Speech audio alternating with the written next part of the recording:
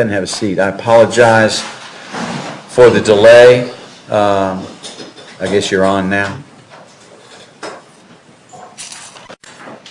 Apologize for the delay, truly.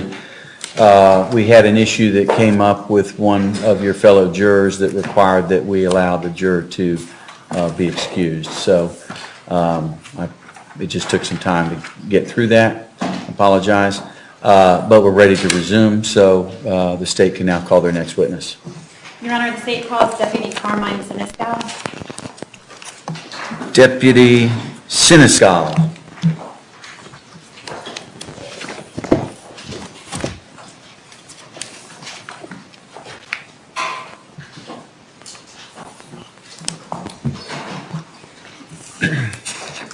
Deputy, if you'll come up to the front for me, please, sir.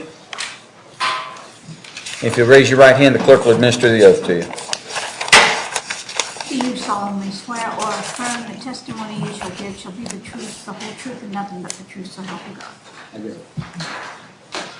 Sir, if you'll come right around this way and have a seat for me.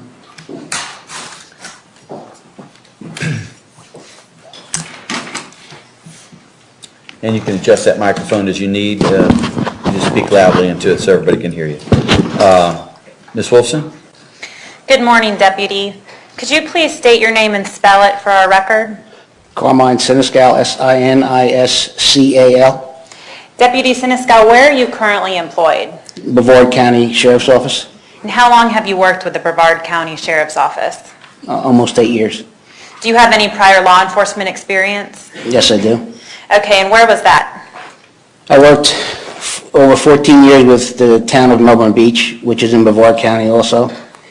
I worked 11 years in New Jersey with the Bricktown Police Department, South Jersey. Now, Deputy, what is your current assignment within the Brevard County Sheriff's Office? Road patrol. And are you assigned to a particular zone down in Brevard County? Yes, I am. Could you tell the jury which zone you are assigned to? It's 62 zone. It goes from the O'Galley Causeway down to 5th Avenue in Indialantic. Now, just to give some sort of reference point to the jury, where exactly is Brevard County in relation to Duval County? It's about 180 miles south. And approximately how long of a drive is that? Approximately 3 hours. Deputy Siniscal, I'd like to turn your attention back to November 24th of 2012. Were you working on patrol that day for Brevard County Sheriff's Office? Yes, I was. And that was in the 60-second zone? Yes. Now, what shift were you working back on November 24th of 2012? 6 in the morning to 4 in the afternoon. And during your shift, did you eventually come into contact with an individual later identified to you as Michael Dunn? Yes, I was. Do you see him here in court today? Is at the defense table. Wearing a gray suit. In the gray suit. Your Honor, may the record... Let the record reflect the deputy has identified the defendant. Now, Deputy, did you learn on that particular day from the late night shift sergeant that there was an arrest warrant out for this defendant? Yes, I did. And did you learn that that arrest warrant was for the charge of murder? Yes. Is that considered a high-risk arrest warrant? Yes, it is. And could you explain to the jury what exactly a high-risk arrest warrant is or what it entails?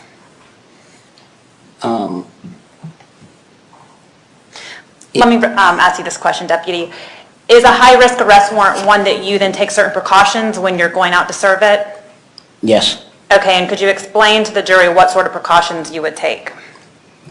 How you're armed when you serve the warrant. That morning... And the tactics that you would take to serve it also. Okay, and is that because it was for a crime such as murder? Yes. Now, that morning on November 24th, 2012, did you ever speak with any members of the Jacksonville Sheriff's Office? Yes. And was that Detective Mark Musser? Yes, it was. And did you speak with him over the phone that morning? Yes. When you spoke with him over the phone, were you able to get pertinent details to the whereabouts of the defendant? Not at that time. Did you eventually at some point learn his address? Yes. Okay.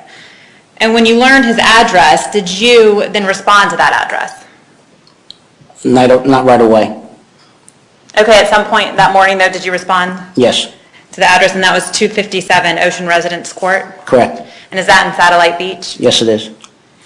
And is that an address then that's within your zone? Yes. Who all did you respond to the scene with?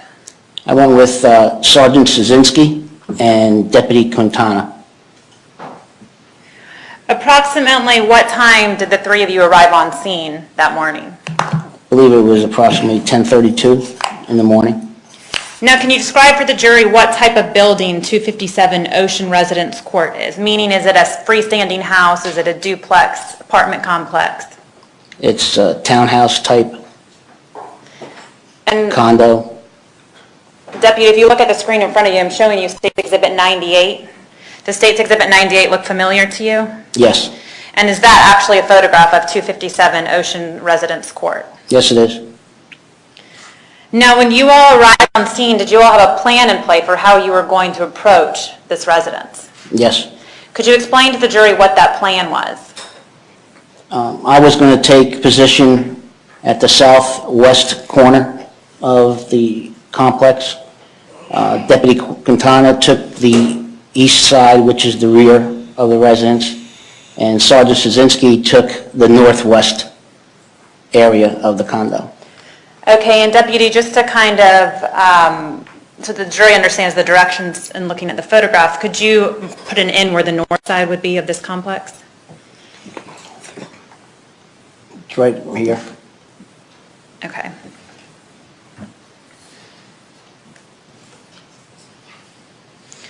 Now, when you arrived on scene, did the three of you have any sort of firearms on you? Yes, we did. And what did you yourself have? I had an AR-15 rifle and my sidearm. Okay, and was that because, as you stated earlier, it was a high-risk arrest warrant? Correct. Once you arrived on scene, did you actually then attempt to make contact with this defendant? After speaking with Detective Musser, I received his telephone number. Okay, and then you called the defendant? Yes, I did. And approximately what time did you call that number that you were given from Detective Musser? Approximately 11:52. Was it 11:52? 10:52. Okay, sorry. 10:52. And when you called that number, did you give him specific orders and instructions on how to come out of the condominium? Yes, I did. Could you tell the jury what those specific orders included? I advised him to come out without a shirt and his hands up. Now, why did you ask the defendant to come out without a shirt on? I wanted to be able to see his waistband around his waist to see if he had any weapons at the time. And after you spoke with the defendant over the phone, did he then come out of the complex? Yes, he did. Did he come out of 257 Ocean Residence Court? No, he actually came out of a neighbor's residence. And where was a neighbor's residence in relation to 257 Ocean Residence Court? North. And when the defendant came out, did he comply with your orders? Yes, he did. And he had his hands up and his shirt off? Yes. Once he was outside, then did Sergeant Szynski order him to his knees? Yes, he did. And did the defendant comply with that? Yes, he did. And once he was on his knees, then did you and Deputy Quintana handcuff him? Yes. And is that normal procedure when an arrest warrant is being served, to handcuff somebody? Yes, it is. And once the defendant was handcuffed, did you then place him in your patrol car? After searching him, I did. Okay, and then you transported him to the West Precinct office of the Brevard County Sheriff's Office? Yes, I did. And once you were at then the West Precinct, did you then turn him over to other personnel with the Brevard County Sheriff's Office? Yes. Have a moment, Your Honor. Yes, ma'am. No further questions, Your Honor. Ms. Abel? Yes, sir.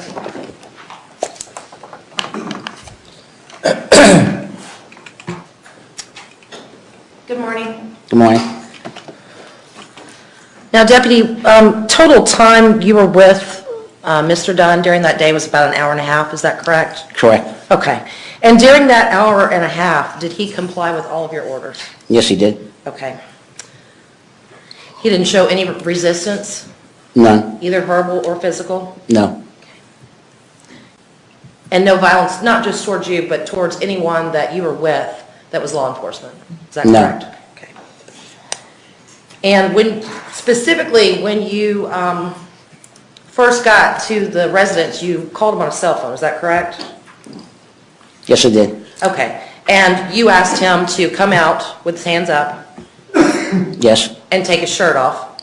Without the shirt. For him to take his shirt off and come out without a shirt on? Correct. And to put his hands up, is that correct? Yes. And he complied with that as well? Yes. Okay. However, at the end of the day, he didn't actually come out of the condo that you all had surrounded, is that correct? We had the area surrounded, but he came out of a different, Than where you Condo. thought he was? yes. Okay. And sir, isn't it true that once he came out, he actually had to alert you all that he was there? Because you were focused on his condo? The first one to see him would have been Sergeant Szynski. Okay. No other issues the entire day with Mr. Dunn? No. Thank you. May he be excused? Yes, Your Honor. Ms. Abel? Yes, sir. Thank you, Deputy, you're excused. Thank you. Next witness. Yes, sir. Philip Miranda. Philip Miranda, please.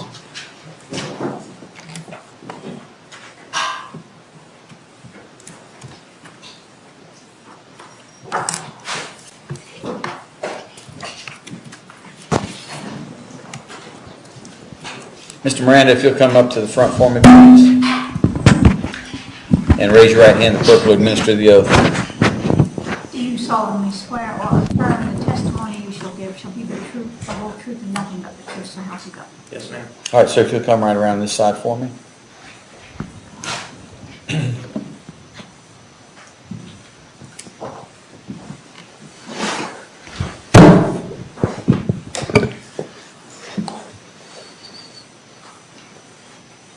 Yes, ma'am, Ms. McCord, go right ahead. Thank you, Your Honor. Tell the jurors your name. My name is Philip J. Miranda, Spell your first and last name for our court reporter. Phillip, last name Miranda. Tell us about your educational background. I have an associate's degree in criminal justice from Valencia Community College, a bachelor's degree in arts and criminal justice from the University of Central Florida, and a certificate in crime scene investigations. By whom are you employed? The Brevard County Sheriff's Office. How long have you been with the Brevard County Sheriff's Office? A little more than 3 years now. What are your current duties with the Brevard County Sheriff's Office? I'm a crime scene investigator. What type of training did you receive to become a crime scene investigator? Once hired on with the Sheriff's Office, I received 16 weeks worth of training, and plus they have sent me to several crime scene related courses. Did you receive special training in homicide investigations? Yes, that would have been part of the crime scene training courses that I was sent to. Did you receive both basic and advanced training in documenting by way of photography and collection of physical evidence? Yes, that was also part of the training courses and the 16-week training period. And would you use digital photography at crime scenes? Yes, ma'am. And to collect evidence, were you instructed in the proper methods for doing that? Yes, ma'am. Were you requested to respond to assist in searching a vehicle or photographing and documenting a vehicle located at 257 Ocean Residence Court in Satellite Beach? Yes, I was. And is that in Brevard County? Yes, it is. Is it the practice of the Brevard County Sheriff's Office for each officer or crime scene technician to fully document the details of each case as that case is handled? Yes, it is. Are notes made as a normal part of the course of your business? Yes, ma'am. Are those notes then put into an official police report? Yes, ma'am. Would it aid you in your testimony to be able to refer to those reports if you need to? Yes, it would. Who requested you to respond to that residence? I was requested by one of our homicide agents, Agent Wayne Simmock. What time were you requested to respond? He called up at approximately 4:30 in the evening or in the afternoon. What time did you arrive at the residence? At approximately 5:15. Do you carry equipment with you to each scene? Yes, I do. Who was on the scene when you arrived? It was Agent Simmock and homicide agents from the Jacksonville Sheriff's Office. Were the home and garage secured? Yes, they were. How was it secured? The garage door was closed upon my arrival. And did you speak with the homicide detectives prior to beginning your documentation of the vehicle and any contents? Yes, I did. Do you take your guidance from them in that they know more about why a car is being photographed and processed? Yes, I do. Since it was their investigation and they knew more about the investigation than I did, I took my direction from them. All right, I'm going to show you a series of photographs that will appear on your monitor. States 98. And let me ask you, sir, tell the jurors, is that the residence to which you responded on that Saturday? Yes, it is. Okay. And states 99. Tell the jurors what this photograph is. That is the photograph of the vehicle inside of the one-car garage. States 100. That's a photograph of the vehicle, the front driver's side of the vehicle. Photograph 101. That's a photograph of the rear of the vehicle. And the inset to that photograph. That is the license plate that was attached to the vehicle. Photograph 102. That is the rear driver's side of the vehicle. Now, sir, had anyone moved this car out of that garage while you were at that crime scene? To your knowledge, the police, from once the police arrived at that home, did anyone say that they had moved the car out of the garage? When I arrived, no. And did you document it as it was parked in that garage? Yes, I did. Let's go then to 103. That is the interior side of the driver's side, front driver's side door. States 104. That is the front driver's seat. States 105. That is the front driver's seat and floorboard with a cartridge casing that I located on the floorboard of the vehicle. Did you take this photograph exactly as you saw that shell casing? Yes, I did. Tell the jurors what a shell casing is. A shell casing is what ejects out of a firearm after you fire the firearm. All right, so. Did you collect that shell casing and put it into evidence? Yes, I did. All right. Let me show you 106. Tell the jurors what that is. That is a close-up photograph of the cartridge casing. Did you find anything else in the driver's area at that time? I did not. States 107. That is the rear passenger's side of the vehicle. States 108. That is a photograph of the front passenger side of the vehicle through the front passenger door. Why did you take a photograph looking through that window? I took that photograph to show that that is what I witnessed prior to opening the vehicle door. What specifically did you witness that's pertinent in this photograph? I observed the glove box to be open and the firearm to be inside of the glove box. Was it easily recognizable as a firearm? Yes, it was. States 109. That is a close-up of the firearm through the front passenger window. And was the gun in that exact position as you photographed it at that moment? Yes.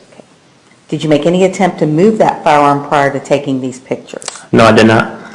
States 110. That is a photograph of the front passenger seat, glove box, floorboard. And again, you can see the glove box is open and the firearm is in the glove box. Is it a common practice to take pictures from further away and then get closer and closer as seems to be here? Yes, it is. And what is the purpose of that? It's to show the orientation of the object, the location of the object that I'm focusing in on. Okay. States 111. And again, that is another close-up of the firearm inside of the glove box. States 112. That is a photograph of the firearm once I removed it from the glove box and placed it in a gun evidence box. And sir, is it clear that that is a side, one side and then the other side of that gun? Yes, ma'am. Okay. Does the holster appear to be different on each side? No, ma'am. No, Actually, one side has a clip and the other side does not have a clip. That's what I meant. I'm sorry, I thought my question was inartful. States 113, please. Tell the jurors why you took those photos. Once I removed the holster from the firearm, I took a photograph of the firearm, each side of the firearm. And is the firearm exactly the same on each side, or is there a difference that for the jury to take note of? There's different markings on each side of the firearm. And then states 114. That is a picture of the markings on one side of the firearm, which explains the manufacturer and the model of the firearm. And who was the manufacturer of this firearm? It appears to be Taurus. And does it tell you what caliber? It's a 9mm power. States 115. That's a picture of the magazine that was removed from the firearm. Tell the jurors what you mean by a magazine. A magazine is it's where the ammunition or the ammunition source for the firearm is. Is it sometimes in common language referred to as a clip? Yes. States 116. Those are the 5 cartridges that were removed from the magazine. Okay. Now I want you to go back to 115. And while some of the jurors may know, some may not, can you explain if there were only 5 cartridges removed from that magazine, why one is shown at the top? One is shown at the top because the magazine is spring-loaded, which means whenever a round is fired from the firearm, the spring in the magazine automatically pushes up another cartridge into the chamber of the firearm. So in 115, the fact that a bullet is showing at the top does not mean it was fully loaded at that time. Is that correct? Correct. And tell these jurors where that magazine came from. The magazine came from the magazine well of the firearm. And was it fully engaged inside the well of that? Yes, it Taurus? was. Meaning it was all the way up inside? Yes. Okay, thank you. States 117. That is the head stamp of one of the cartridges removed from the magazine. And the head stamp indicates the manufacturer and the caliber of the cartridge. And sir, tell the jurors the importance of documenting the type of ammunition that was found inside of a gun. For example, at a shooting investigation, if the casings left at a shooting match up with the casings or the cartridges in the magazine, you can kind of correlate the cartridges from each of the scene and from the firearm. Yes, sir. States 118. That is a photograph of the firearm with the slide locked back. And for what purpose did you lock back the slide and then document it photographically? We locked back the slide to show that the firearm was safe, it was not loaded, not ready to fire. And it wasn't loaded at that point because who had unloaded it? Agent Wayne Simmock. States 121. That would be a picture of the 5 head stamps on the 5 cartridges, and the top picture is the hollow point projectiles within each of the cartridges. And so that's just a top and bottom view, is that correct? That's correct. And are those the same 5 bullets or cartridges that you removed from the magazine that was fully popped into that Taurus? Yes, they are. And states 122, sir, can you explain what that is?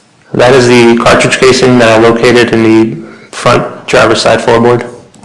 Were you requested to do any search of the perimeter of that vehicle, the outside perimeter? No, I was not. Or the hood, or the trunk, or the windshield area?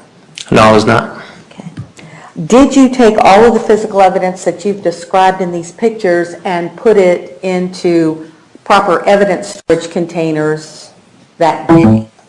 Yes. Did you allow anyone to touch those items once you photographed them and then began to remove them from the car? I'm sorry, could you repeat that one more time? Yes. Did you allow anyone other than your fellow law enforcement officers to touch any of these items of evidence once you documented them and then removed them from the car? No. And did you put them in proper storage containers? Yes. What did you do with those items once you had labeled and packaged them? They were placed in our evidence room, and they were released, or they were given to, I believe it was Agent Musser of the Jacksonville Sheriff's Office. The homicide detective from Yes. Jacksonville? Tell the jurors why you would go ahead and release the evidence at that time. Because at that time, it was their investigation, and they felt free to do what they needed to do to continue with their part of the investigation. All right, sir. And did you then make sure, you and your agency, that the car, the entire car, was properly towed back to Jacksonville, Florida for further processing? I know it was towed, but I wasn't present at the time it was towed, but I do know that it was towed. All right. Were you asked to do any further processing on the car, either in Brevard County or up here in Duval County? No, ma'am. All right. Your Honor, may I ask your bailiffs to assist me in showing the evidence? It states 194, that table rolls, if you don't mind. And I need the key.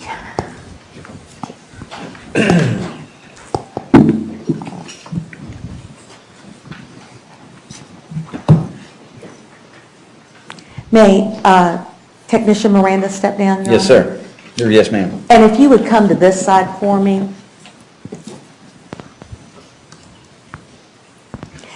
Now, sir, explain to the jurors, this was not your original packaging, is that correct? No, it's not. How did you, Hang on, he's blocking a my couple of jurors, apologies. so probably going to have to stand almost behind it.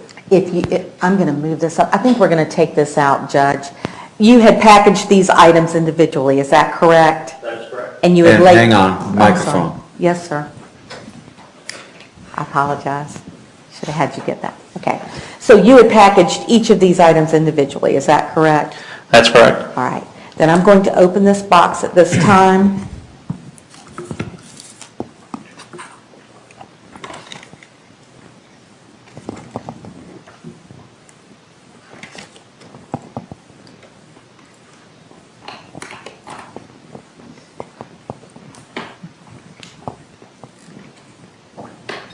Sticking a little bit. Give me 1 second, Judge. There Sure. we go. May I have some assistance? Andy, do you mind?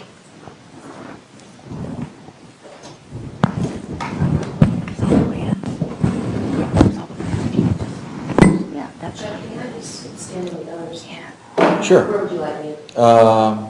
Actually, maybe around that side. Yes, sir, thank you. all right. And excuse me, I'm going to go back over here. I need you to face our court reporter. Let me try to move out of the way. And I'm going to ask you to start, sir, first with the gun. And can you gently lift that gun and then display it to the jurors?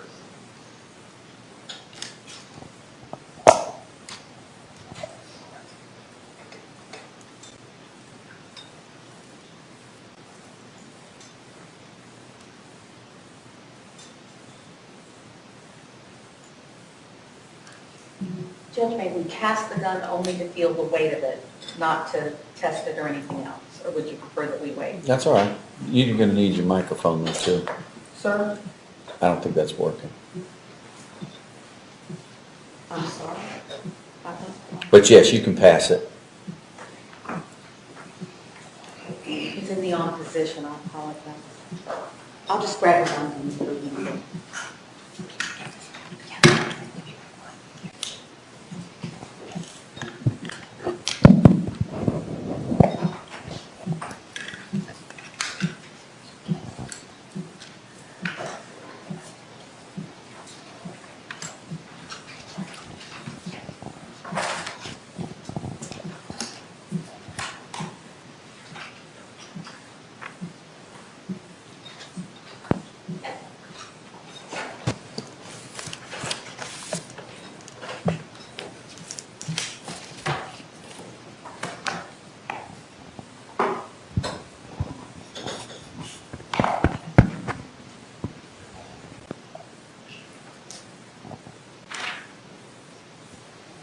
And sir, if you could next remove the cartridge to show the jurors.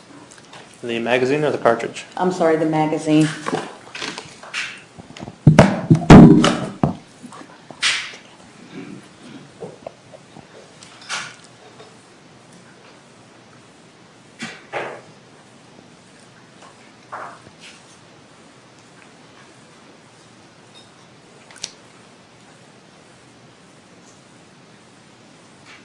Again, I'd ask the court's permission that the jury be able to just pass that Yes, ma'am. and have the bullets been removed from that at this point. Yes.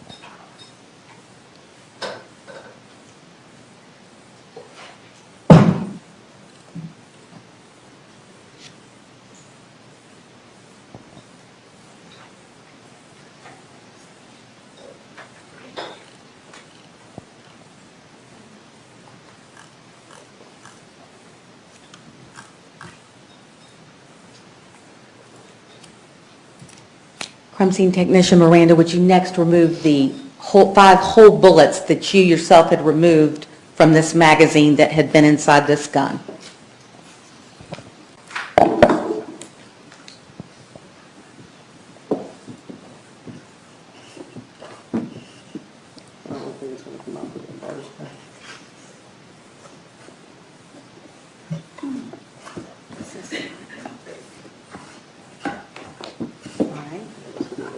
Okay, that's all right then. So, Judge, I think I'm just going to have to turn this towards both sides of the jury, if that's okay. Yes, Can you ma'am. just explain how you got those 5 whole cartridges out of that magazine? We manually, Got to step back. We're blocking the jurors. I'm sorry. the 5 cartridges came out of the magazine by manually unloading it, which means we just kind of slid our finger to pop the cartridges out of the magazine until the magazine was empty. And at the point that you do this, you are not aware of or responsible for how many other bullets had been in that firearm, how many were fired, or anything else like that. Is that correct? That is correct. So do you just document what you find and turn it all in? That is correct. Okay. And then the next exhibit, sir, that's part of States 198 would be the shell casing. Is that the one that was found at the driver's floorboard? Yes, it is. Okay. And again, the difference between a shell casing and a whole cartridge? In a casing, there's no projectile, there's no powder inside of the casing, as opposed to a cartridge where you have the projectile and you have the powder inside of the casing. Is it fair to say then, sir, that that is a fired, what's left of a fired bullet Yes, it is. that has ejected from the gun? Yes, it is. Okay. And then the last item in that exhibit, sir? This would be the holster that was removed from the firearm. All right. And if you take that small dowel out, and I'd like to pass this to the jurors. Was the gun securely encased in that holster when you found it and photographed it? Yes, ma'am, the front of the gun was.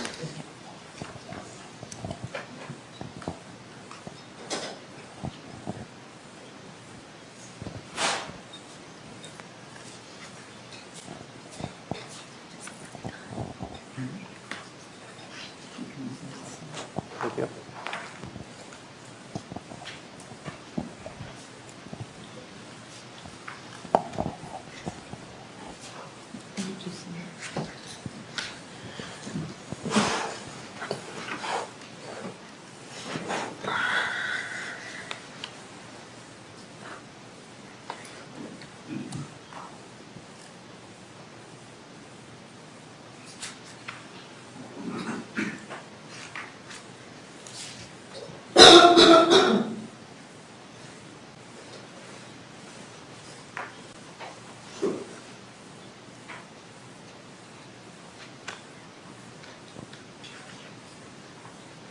Thank you.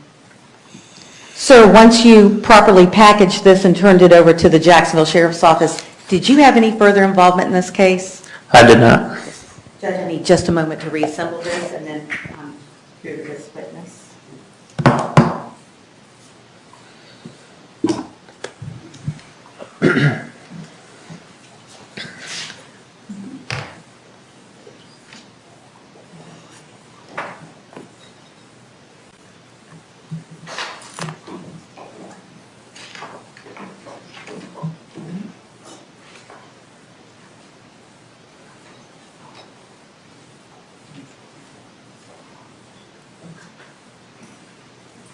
And Judge, I believe Ms. Abel wants us left as it is that correct? You can actually, okay, I'll move over here and get that one. All right, But with your permission, I'll wait till recess.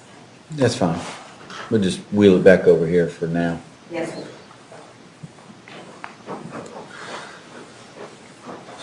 Thank you, Your Honor. All right, Ms. Abel? Thank you, Your Honor.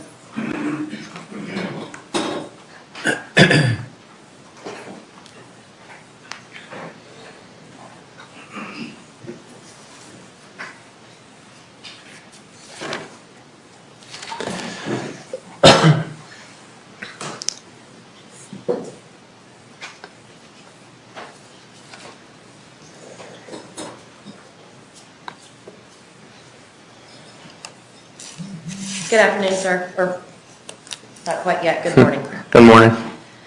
Now, the shell casing that you found was in the driver's floorboard, is that correct? That's correct. Okay. So that leads us to believe that that shell casing hadn't been removed since the shooting. It'd been there since this had occurred, is that correct? That's correct. Okay. And same with the firearm. When you approached that vehicle, is it true that the glove box was completely open Yes, it is. and that firearm was not hidden under any papers? It was in full plain view displayed? That's correct. And to talk about, I want to get back to the firearm for a minute. When you do an examination, you're collecting evidence of a firearm. Is there some procedure that you take first to make the gun safe? The procedure that I employ is I try to photograph it as it is, and then after it's handled for further examination, we tend to unload it and make it safe. And in this instance, did you do that? I had an agent help me to do that, but I did photograph it before anything was unloaded from the firearm. So basically, what you're doing is you're checking that firearm to make sure that there's not a bullet chambered and ready to go. Correct. And what was the state of that gun in this case? There were 5 cartridges inside the magazine. I don't remember a cartridge coming out of the chamber. Okay, the chamber was empty, in fact. Is that correct, sir? Correct. Okay. So someone had already made that gun safe prior to your arrival?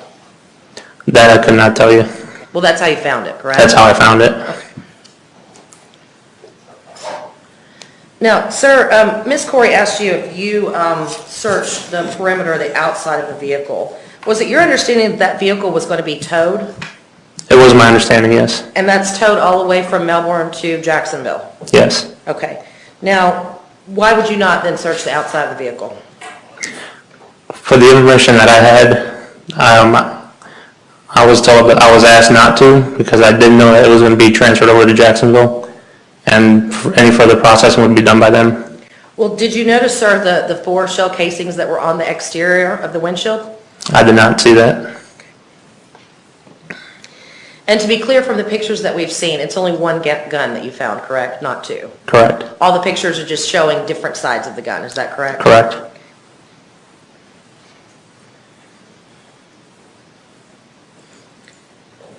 And sir, speaking of the interior of the car, the glove box that you searched, isn't it correct that after you searched it and it was towed to Jacksonville, a second magazine was found? From my understanding, that is correct. And you just missed that? Yes, I did. Okay. I want to show you what's been marked previously as Defense Exhibit number 11. And is that on your screen? Yes, it is.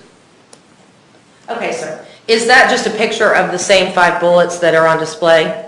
Yes, they are. Okay. So, do you know the capacity of this magazine? I do not. Okay.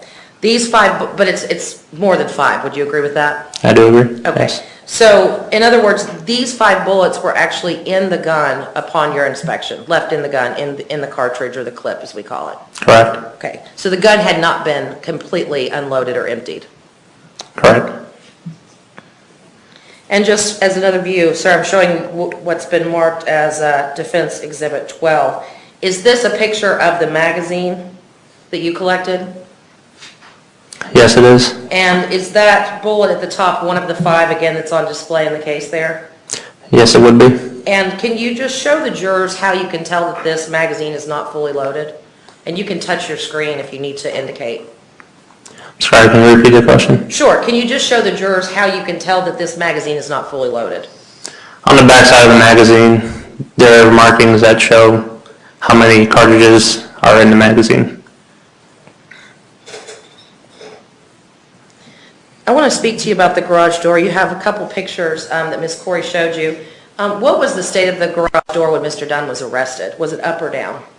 I couldn't tell you that. When I arrived, it was down. Okay. But you don't know if someone put that down prior to your arrival? I do not know that. And you don't know if that garage door could have been up when Mr. Dunn was arrested? I do not know that.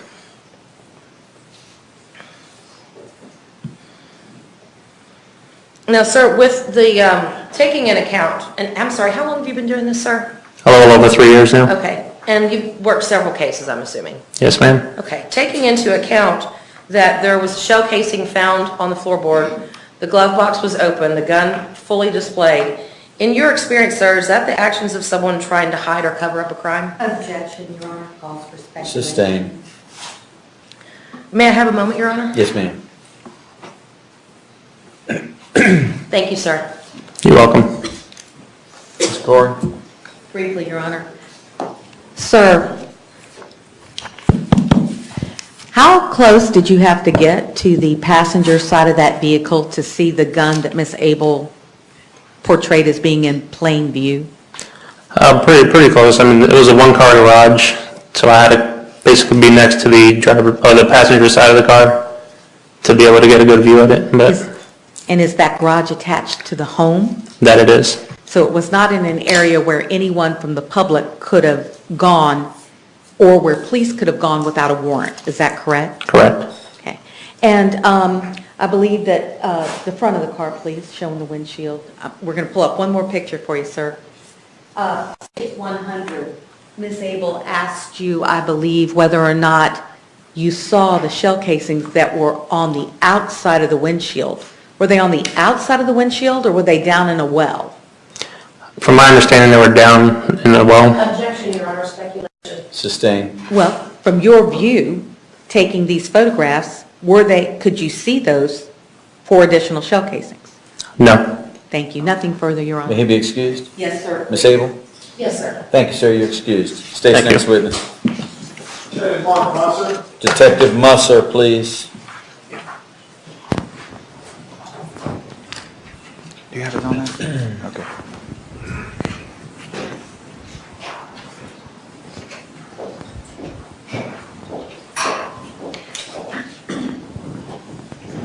Detective, if you'll come to the front for me, raise your right hand, the clerk will administer the oath. Do you solemnly swear or affirm the testimony you shall give shall be the truth, the whole truth, and nothing but the truth, so help you God? I do. All right, Detective, you'll come right around here for me, please.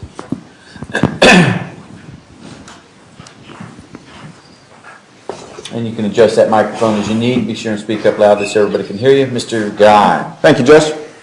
Good morning, sir. If you please tell the members of the jury your name. Detective Mark Musser. And Detective Musser, how are you employed? I work with the Jacksonville Sheriff's Office. How long have you been with JSO? 10 years. And your current assignment is what? Homicide detective. And how long have you been a detective in the homicide unit? 5 years. Can you just briefly summarize for the jurors your duties and responsibilities as a detective with the JSO homicide unit? We investigate all homicides, suicides, accidental deaths, even some natural deaths that occur in Duval County. Were you a detective in any other divisions before moving to homicide? Yes, I was. And what were those? I was a burglary detective, and I was also a detective in the aggravated battery unit. All right. And so in total, how long have you been a detective with the Sheriff's Office? Over 6 years. And your position before joining the detective division with JSO, what was that? A patrol officer. In your law enforcement career, approximately how many death investigations have you participated in? Hundreds of death investigations. Let me turn your attention then to the evening of November 23rd, 2012. At that time, were you dispatched to the scene of a shooting at the Gate gas station located at 8251 Southside Boulevard? Yes, I was. And is that within Duval County, Florida? Yes, it is. All right. Did you respond to the scene? Yes, I did. And about what time did you arrive? Approximately 9 p.m. Did you later learn the deceased name to be Jordan Davis? Yes. And had Jordan Davis's body already been transported from the scene by the time you arrived? Yes, it had. Would you explain for the jury then the team concept that JSO employs in handling homicide cases? Our homicide office is divided into 6 teams. Each team contains 4 detectives and a sergeant supervisor. And on any homicide investigation, the entire team will work that case. Were you assigned as the lead detective on this case? Yes. And did you eventually arrest someone for the murder of Jordan Davis? Yes, I did. Who was it that you arrested? Michael Dunn. Do you see Michael Dunn in court this morning? Yes, I did. Will you please identify where he's sitting and what he's wearing? He's sitting at the table over there as a dark-colored suit, and can't see the tie. Multicolored tie. The table closest to you or further back? Further away, sitting with next to Miss Hanania. All right. Judge, I'd ask that the record reflect that the witness has identified the defendant. Let the record so reflect. Detective Musser, when you arrived at the Gate gas station, had that scene been taped off? Yes. And by taped off, I mean police tape? Yes, crime scene tape and numerous marked police vehicles. All right. And when you arrived, did you speak with other members of the sheriff's office? Yes. Did evidence technicians also respond to the scene? Yes, they did. And through your work, did you speak with them as well? Yes, I did. While you were at the scene, did you and other homicide detectives speak with witnesses who were present at the time of the shooting? Yes, we did. And would those be team members of yours? You talked about a four-man team? Yes, it was actually my sergeant who was with me at the time. All right. Among those witnesses, did you personally interview two women named Samantha Ickes and Maria Grimes? Yes, I did. All right. And while you're doing that, are other team members interviewing other witnesses? Correct. That evening, did your office get a vehicle description and tag number of the car from which the shots were fired? Yes, we did. And from that information, were you able to retrieve the name of the person who the car was registered to? Yes, we were. And was that the defendant? Yes, it was. Did you conduct a walkthrough of the scene? Yes, I did. Okay, and tell the members of the jury, what is a walkthrough generally? Conduct a walkthrough with usually the lead evidence technician, where the two of us will kind of walk around the scene, looking at items of evidence, pointing out based on what we believe has occurred, pointing out what we believe to be relevant evidence to make sure we're on the same page with the evidence technician, and also allows me to get a good visual of the scene, so when I'm conducting interviews, I have a good mental picture of what people might be talking about. When you walk through the scene, when you conduct a walkthrough, do you disturb any evidence? Do you touch anything or move it or lift it? No, do not touch anything. That's preserved for the evidence technicians to collect. All right. Did you or other members of your homicide unit attempt to get surveillance video from outside the gate station that evening? Yes. Did the gate station have any surveillance cameras on the outside of the store? No, they did not.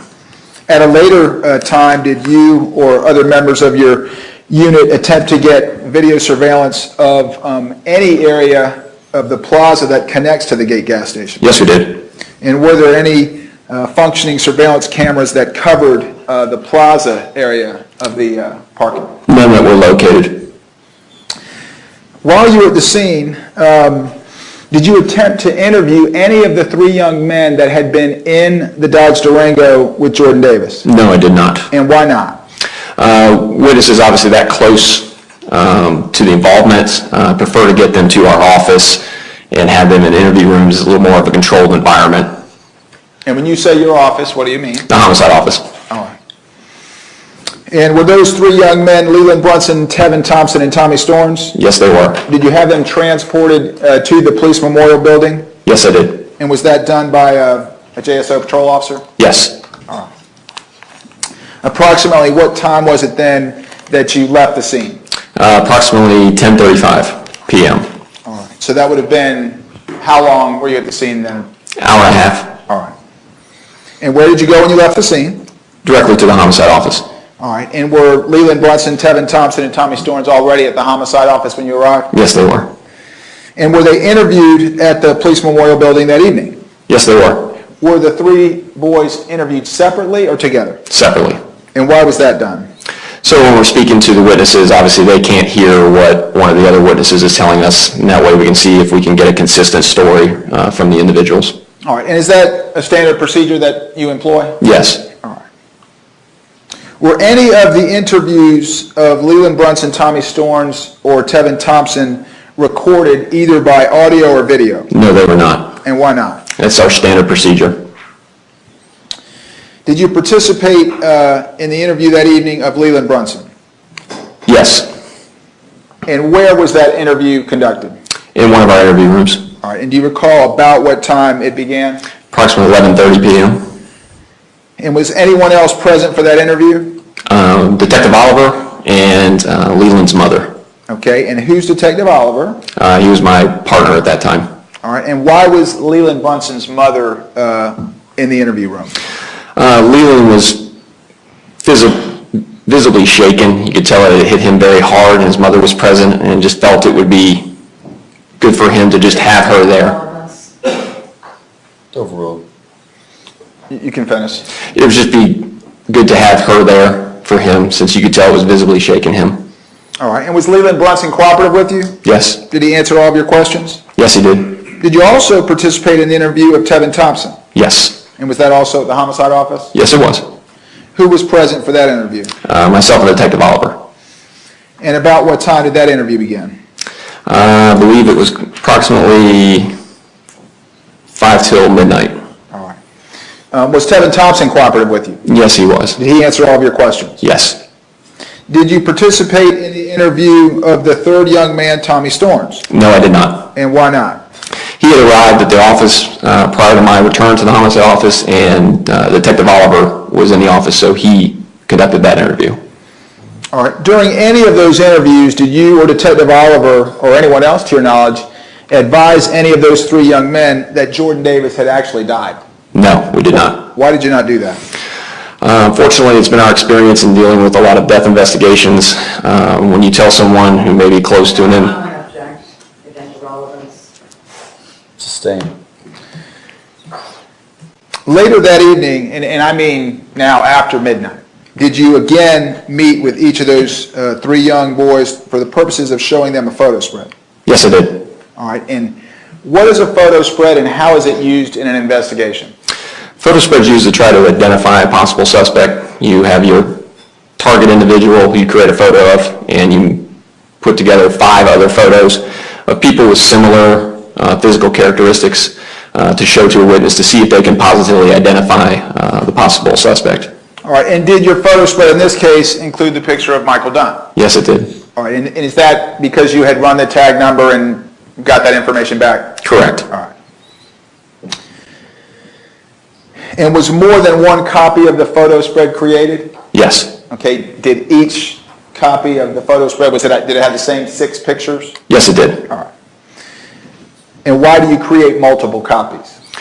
So if I show a copy to one witness, and if they're able to make any identifying notations on a picture, obviously I don't want to show that photo to the next witness, so I show them a completely brand new photo spread with no markings on it.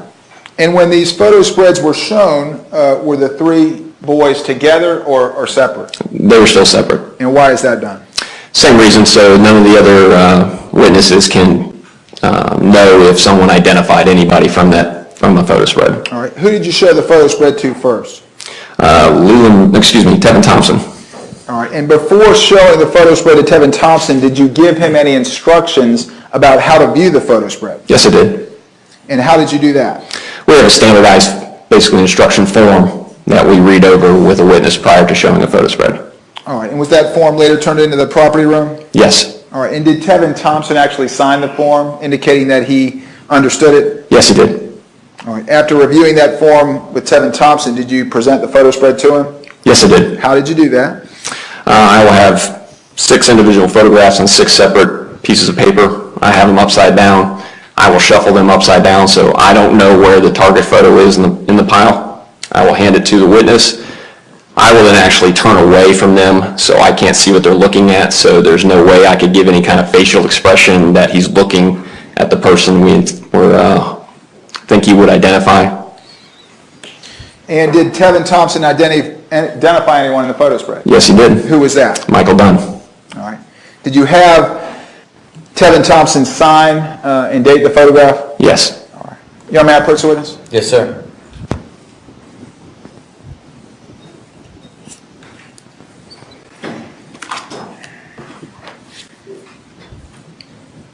Let me show you what's already in evidence. It's 162, and ask that you examine that. Do you recognize that? Yes. And what do you recognize that to be? The photo spread instruction form that I showed to Tevin Thompson.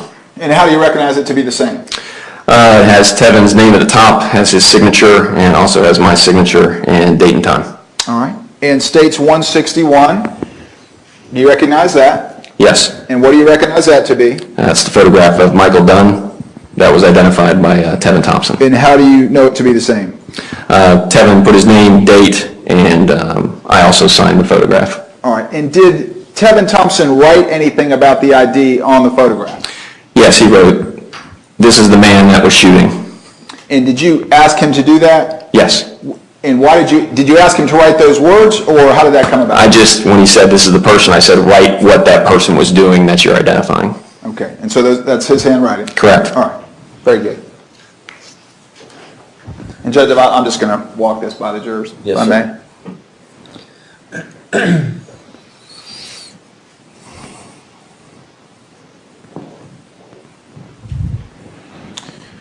All right. Detective, who did you show the photo spread to next? Leland Brunson.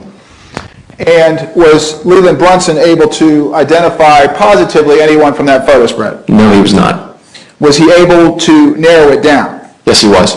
Into how many photographs? 2. Was the defendant one of the 2 people that he narrowed it down to? Yes. Did you show that photo spread to Tommy Storms?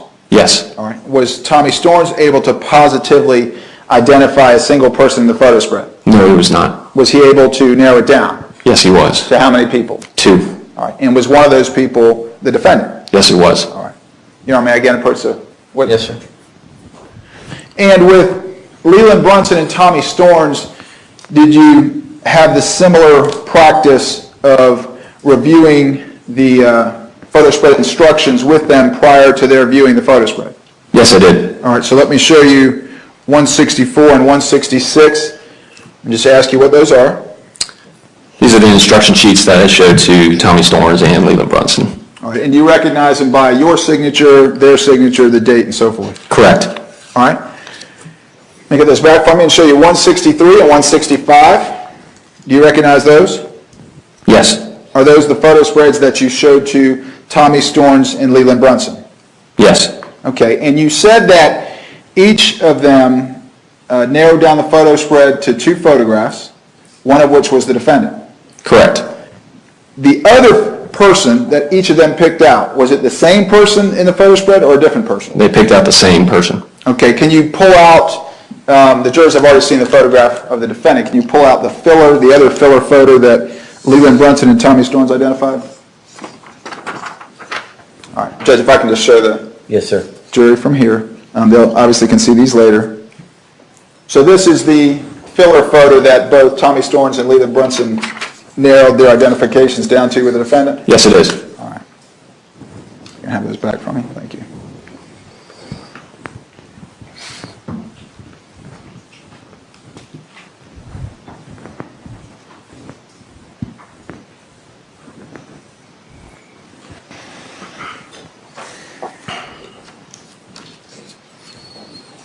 As you were meeting with each of those 3 young men, were other members of your team performing other tasks in the investigation? Yes.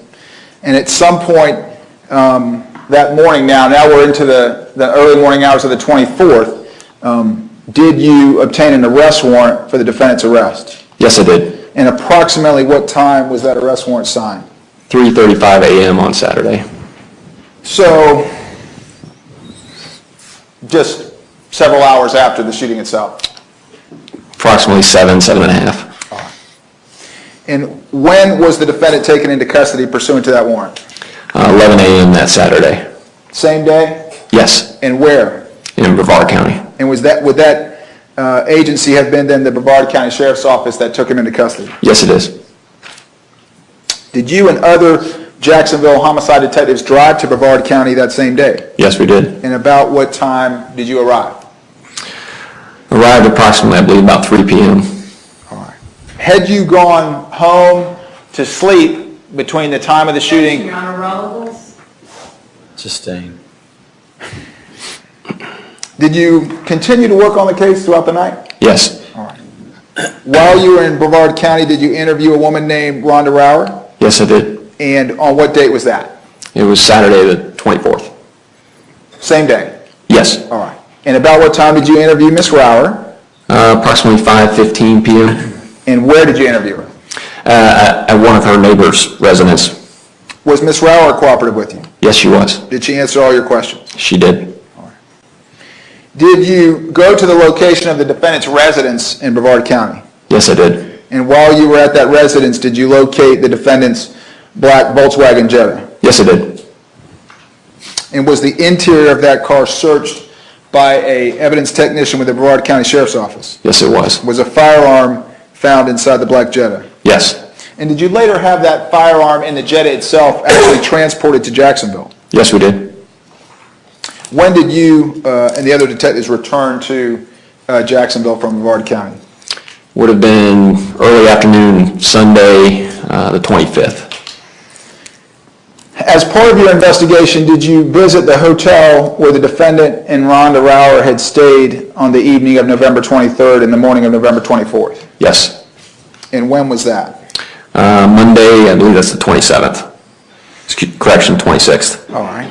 And where is that hotel located? It's located in the Deerwood area of Jacksonville, just off of JTB, right near the town center. All right. What's the name of the hotel? The Sheridan. And approximately how far is that hotel from the Gate gas station where Jordan Davis was shot and killed? I believe approximately 3 miles. As part of your investigation, did you order and receive cell phone records for Leland Brunson, Tevin Thompson, and Tommy Storms? Yes, I did. Your Honor, may I approach the witness? Yes, sir.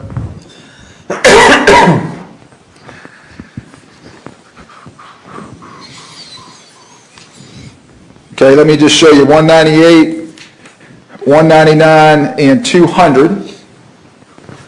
And you can start with 198 if you tell the members of the jury what that is. These are the cell phone records for Tevin Thompson. And do the records themselves, in some manner, indicate that those are the phone records of Tevin Thompson? Yes, it lists him as his name is the subscriber on the phone. All right, actually on the records themselves. Correct. All right, and 199, what is that? These are the cell phone records for Leland Brunson. And did you get that obviously through his phone number? Yes. All right, is his name, for clarity's sake, written at the top of those records? Yes, it is. All right, and 200? So the cell phone records for Tommy Storms. And again, for clarity's sake, is his name written at the top of those records? Yes, they are. All right.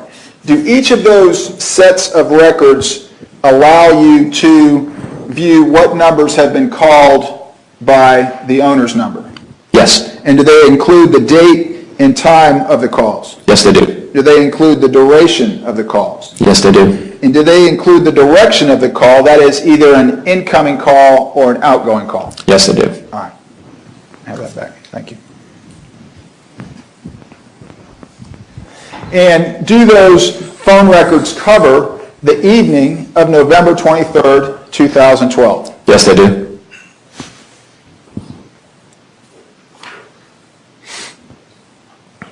After November 27th, did you continue to investigate the case? Yes. As part of your investigation, did you continue to interview witnesses that may have had information about the case? Yes, we did. Did you interview a young man named Christopher LeBlanc? Yes, I did. And when was that? I believe the interview was conducted on, it was the 3rd of December, which would be a week following Monday. All right. And tell the members of the jury why his interview was conducted then and how his name was located as a possible witness. When I was reviewing the 911 calls, he had made a call to 911 indicating that he had witnessed the incident. And so I made contact with him and asked to come and speak with him. All right. Did he agree to do that? Yes, he did. All right. Did you also speak with his sister, Alyssa LeBlanc? Yes, I did. And when did you meet with her? I believe it was the 4th of December. All right. And those interviews occurred on different dates. Were they interviewed separately? That is Christopher LeBlanc and Alyssa LeBlanc? Yes, they were done separately. All right. As part of your investigation, did you have items of evidence submitted to the Florida Department of Law Enforcement? Yes. And did those items include the defendant's firearm and a DNA swab taken from the shell casings at the scene? Yes, I did. And did you receive the results back from those examinations? I did. All right. Did you ever go back to the scene of the gate station for the purpose of taking some measurements? Yes. And what areas did you measure? I measured from the parking space, which I believe the Tevin, or actually Tommy Storm's vehicle was parked on the night of the incident, and measured the distance, the route he had driven to a large sign that is basically has the names of all the stores, which is an area a little beyond where he said he drove, just to get a distance measurement. Okay. And what was that distance? 320 feet. And how did you measure that? What instrument did you use? It's a wheel measure that you just roll and clicks off feet as you roll it along. All right. Let me ask you to look at your monitor. Do you see states number 1 on your monitor? Yes. All right. Can you show them, well, first of all, what is that? That is the strip mall parking lot and the Gate gas station. Okay, and can you show the area that you marked off with your rolling measurer when you conducted that measurement of 320 feet? I started in the parking lot, You got to press kind of hard on that screen. right in that area. And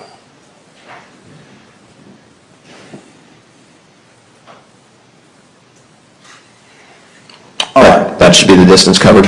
All right, and do you see, you described a tall marquee of a sign or the business names. Can you circle that for the members of the jury? Okay, so as I understand it, the distance from the parking space that appears on the right of the screen to the marquee with the business names is 320 feet. Yes, sir. All right. Now, I believe you said that Tommy Storm said that they had parked between the two, or he had come to stop between the two? He had stopped short of that sign. Okay, so you were, I guess, being conservative by measuring to the sign? Correct. All right. Let me show you States 119. What is that a photograph of? That's a view from Southside Boulevard looking towards the gate gas station and the strip mall. Okay, can you circle for the members of the jury then where the gate gas station is? And that entranceway on the left of the scene, does that provide access to both the strip mall and the gate gas station? Yes, it does. Okay, and is this the area that we looked at in the aerial that is between the gate gas station and that marquee of business names? Yes. All right. States 120, what's depicted in that photograph? Same ground level view from Southside Boulevard, just looking a little bit more to the north. And does this photograph 120 include that marquee of business names? Yes, it does. Can you circle that for the jurors?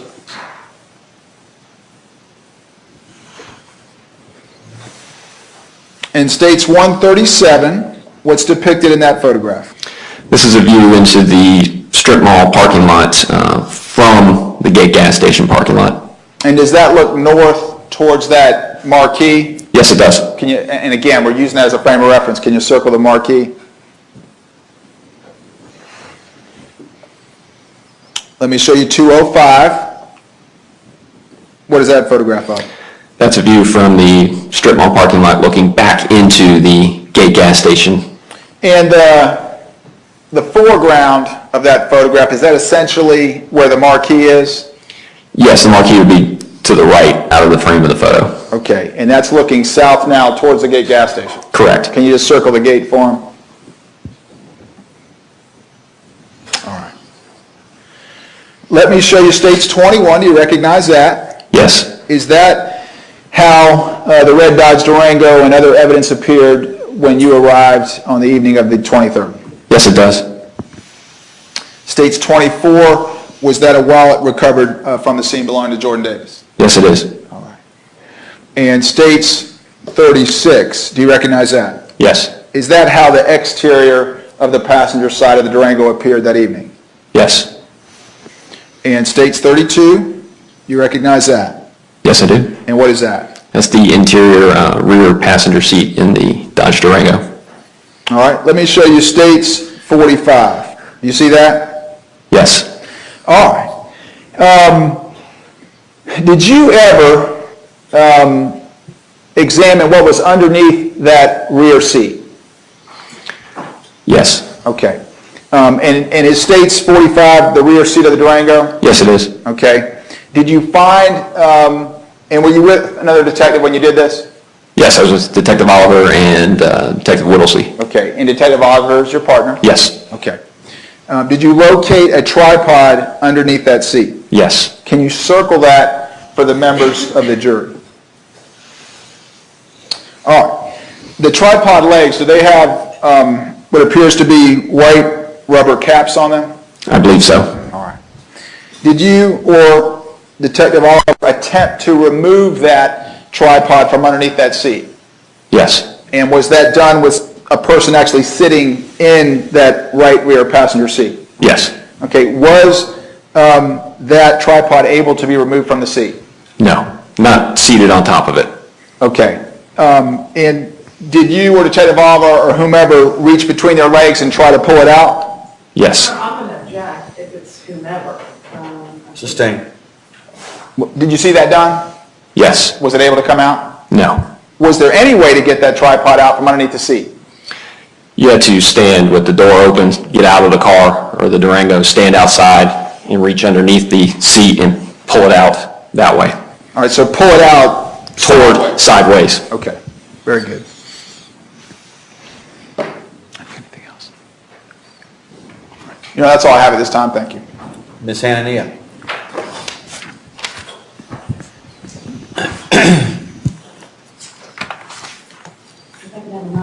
Yes, ma'am.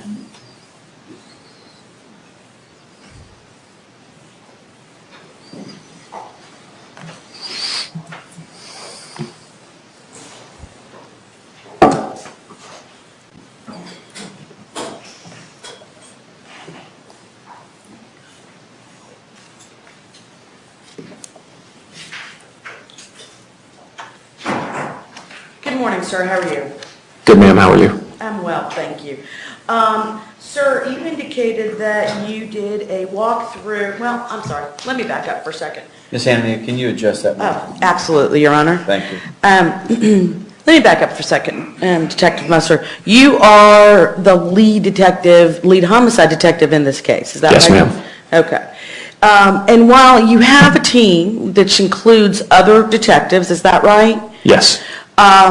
It is primarily your responsibility as the lead detective to sort of direct the investigation. Would that be fair to say?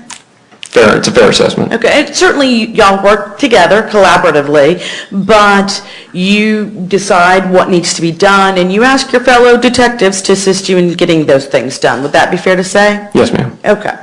Now, throughout the course of your investigation, you create reports. Would that be correct, sir? Correct. And what you do is create eventually your main report, the main homicide supplemental report, correct? Yes, I do. And you're taught about how to create reports from the time that you go through the police academy. Would that be right? Yes, ma'am. And as an officer in the Jacksonville Sheriff's Office, there isn't a single job that you've had at the Jacksonville Sheriff's Office that doesn't include the creation of some reports. Would that be fair? That's fair. And your training that you received on that is to make those things as accurate as possible. Would that be right? Yes, ma'am. Because these are official records to some degree, correct? Correct. They are meant to memorialize the actions that you're taking throughout the course of this case, correct? Yes, ma'am. Or whatever case you're working on. Yes, ma'am. Okay. So you're taught to make your reports as quickly as can while things are fresh in your head, correct? They're done in a timely fashion. I don't know if I would use necessarily as quickly as possible. Okay. They're done in a timely fashion. Yes. You're taught to make them as accurate as you can. Yes, ma'am. Because y'all do a lot of things, right? Correct. And it would be difficult, especially 2 years later, for you to just remember off the top of your head every little detail about what you did and when you did it, just from memory. Would that be fair? Object to that is argumentative. Sustained. Okay. Could you, on every little detail, like the time of an interview or the date of a particular interview, remember all of those individual details without the help of refreshing your recollection with the report that you wrote for yourself? It's used definitely to be able to remember some details. Some details you can just remember. Sure. I mean, I'm not saying that you completely forget about it because some time has passed, but you wouldn't remember every little detail without your reports, right? They're used to assist us, yes, ma'am. Okay. And these are required to be kept under a central number, what's called a CCR number, by the Jacksonville Sheriff's Office, right, sir? Correct. Okay. And as part of your duties as the lead detective, that includes evaluating potential scenes of crimes, is that right? Not potential, but going to and evaluating a place where a crime allegedly occurred. Would that be right, sir? Yes, I will go to a crime scene. Okay. And interviewing witnesses, would that be right? Yes. As well as helping to collect or directing to collect and then have analyzed any potential physical evidence. Would that be fair to say? Yes, ma'am. Okay.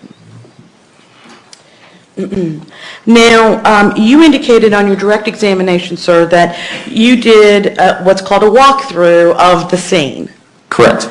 Now, for clarity's sake, the scene that you're talking about is the scene at the gas station, is that right? That is correct. And meaning directly around that gate gas station, is that right? Right, the gate gas station property. Okay. So as was clear through your direct testimony, you're aware of the fact that there's an adjacent plaza that can be accessed through a drive-through from the gate gas station to that other plaza. Is that right? Yes, ma'am. Okay. And that plaza includes a number of businesses, is that right? Yes, it does. As well as a large parking area. Yes. Okay. And so when you said that you did a walkthrough of the scene that you're referring to does not include that adjacent plaza. Is that right? That is correct. Doesn't include any of that parking area that is connected or associated with that adjacent plaza, correct? No, it does not. Okay, and it doesn't include any of the medians, the trees, the bushes, or anything contained within that adjacent plaza, correct? No, it does not. Okay, so you did a walkthrough of the immediate scene around the gas station. Did you at any time do a search for any weapons on the property of the gate gas station itself? I wouldn't say weapons specifically, would be looking for any kind of evidence of, I did make a visual inspection of the Durango looking to see if I observed any kind of evidence of weapons or, we were looking for anything in that parking lot that could be construed as being involved in that incident. And when you say we were looking for anything, are you aware of whether or not the crime scene detectives at any point searched any area outside of where the Durango was parked or that area that's photographed in the photographs between where the Durango was parked when it came back and the front doors of the gate gas station? I'm not aware specifically if the evidence technicians went outside of that area. I couldn't testify to them. Okay.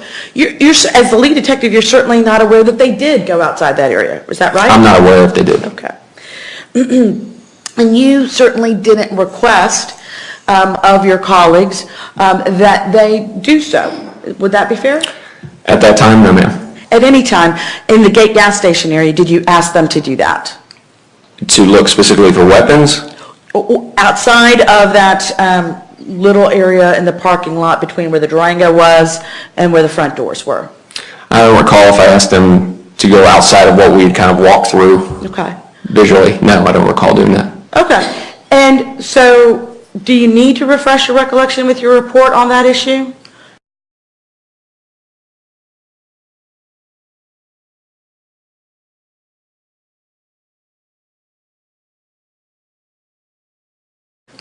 Since you said you don't recall if you asked them. I don't believe I didn't document that I asked them. Okay. So there's nothing in your reports that indicated that you asked them to go beyond that small area where you did the walkthrough. Is that right? Is that right, sir? You're correct. Okay.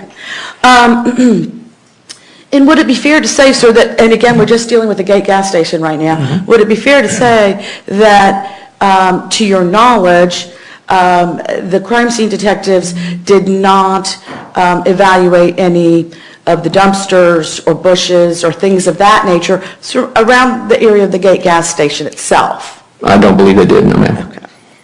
Now, moving on to the adjacent plaza that we were talking about a moment ago, it was not secured, is that right? Correct. Okay, so now let's talk for a moment. Certainly, as a homicide detective who's familiar with going to crime scenes, you understand the purpose of what it means to establish a perimeter. Is that right, sir? Correct. Okay, and the purpose of that would be to preserve and protect potential physical evidence. Would that be fair to say? Yes, ma'am. And by that, what we mean is that you don't want people coming into your crime scene and potentially removing evidence. Would that be fair? It's to prevent people who shouldn't be in and out of a crime scene from coming, and it basically tries to hold the scene as original to the time of the incident as possible. Okay, okay. So you're trying to keep people out, right? Correct. Because you don't want any physical evidence within what you've secured to be tainted in some way? We don't want it to be, obviously, yes, we don't want it to be messed with in any way. Okay. You don't want it to be potentially destroyed? Correct. You don't want it to be potentially removed, correct? That would be correct. And you don't want anything added to the scene that wasn't there at the time that the incident occurred either, right? That would be correct. Okay. So that's why the tape goes up, to keep people who were already in, because you may need them, right? Correct. And to keep people who weren't there out, right? Correct. Now, the perimeter in this case was established around the Gate gas station property. It did not include that adjacent plaza. Is that right, sir? That is correct. And so then therefore, you didn't have the protection or preservation of that area where the SUV had driven to at all on the evening that the incident happened. That is correct. Okay. So because you didn't have that area where the Durango had driven to on that night secured, you also did not have that area searched. Would that be fair to say, on that night? Did not. Okay. And would it be correct, sir, that that area on the adjacent plaza was not searched until 4 days later? That's correct. And so on 4 days later, two of your colleagues go out to that area. Yes. And they go out there for dual purposes, or more than one purpose, let's put it that way. Is that right? Yes, they're out there for multiple reasons. Okay. One of the reasons they go out there is to look for any potential other video evidence of what happened. Is that right? Yes. Because you wanted to know, and you asked them to find out, if any of those other businesses along that plaza had outside surveillance that you would have liked to have taken a look at, right? Yes. Because maybe it would have given you some idea of where the SUV had gotten to, what the guys were doing, that type of thing. Or indicated what else the suspect might have been doing at that time. Absolutely. So they go out, they don't find anything else. Would that be fair in terms of any additional video surveillance? That is correct. Okay. And they're out there at the plaza adjacent to the gate for about 40 minutes that day. Would that be fair? I would have to refer to the report to refresh my memory. Would that help you to refresh your memory, sir? Sure. And the report that you're referring to, was that the report that you created in conjunction with your work in this case? Yes, ma'am. Okay. And that's an approximately, I think the last version was like 30 pages? 31. I'm sorry? 31. 31 pages, okay. All right. If you will just refresh your recollection with that report and let me know when you're done.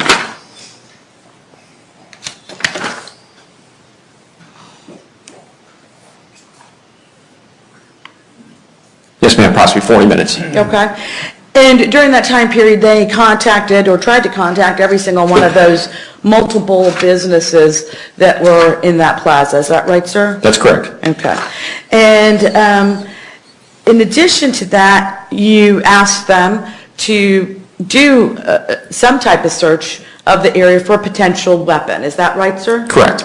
And so it was at that time, 4 days later, that those two detectives, along with searching for video surveillance, did a search of some of the bushes, trees, the median, the separation between the plaza and Southside Boulevard, all of those areas they did some type of search of. Is that right? That's my understanding. Okay. And it was at that point, sir, 4 days later, that some search of the dumpsters that were associated with these businesses were also searched, right? Correct. Again, there were because there were multiple businesses out there, there are multiple dumpsters. Is that right? I'm not sure exactly how many dumpsters are out there, to be honest. I haven't counted them. Sure.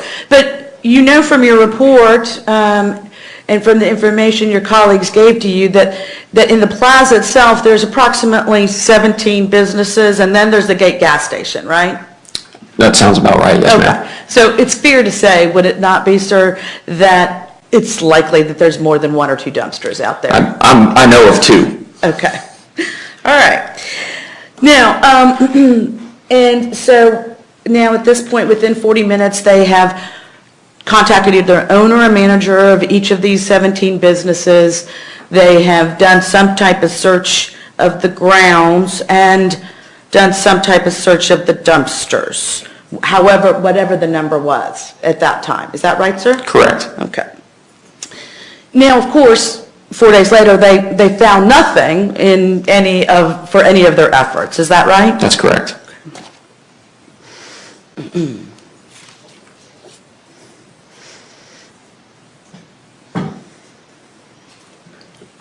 Now, and it would be fair to say, sir, that at the time that you arrived to do this walkthrough of the gate gas station scene, that not only was this area in the adjacent plaza not secured, but there were actually people coming and going from that adjacent plaza. Is that right?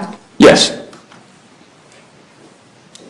Now, sir, you were asked if you were involved in taking a look at the Dodge Durango that's involved in this case.